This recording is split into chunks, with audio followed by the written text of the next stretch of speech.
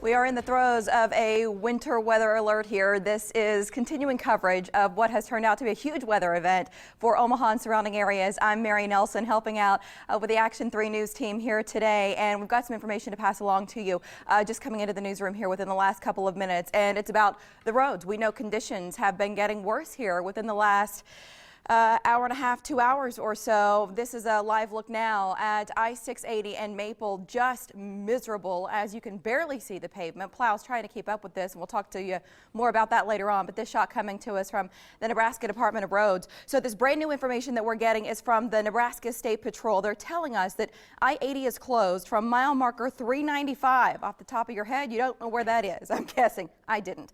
That's Utica westbound to I-76 into Colorado. So while we've seen throughout the morning here some critical disruptions, as they call them, between the Colorado state line and parts west of Nebraska. We were hearing between Kearney and Aurora, Kearney and York. Aurora and York. I mean, that part of the state was really getting hammered earlier on. We're starting to see parts of that storm develop here a little more significantly in our area now. But again, the Nebraska State Patrol telling us that I-80 is closed from mile marker 395 westbound to I-76 into Colorado. I don't want to get you lost in the weeds here because we're getting too much into stuff that's happening well more than a couple of hours west of where we are here in the Omaha area. But here's a look at radar as you see through Viper HD of how this storm is developing. Ryan and Matt, Jim, John, Jennifer, they'd all been telling us this was what was going to happen, and indeed it's coming true.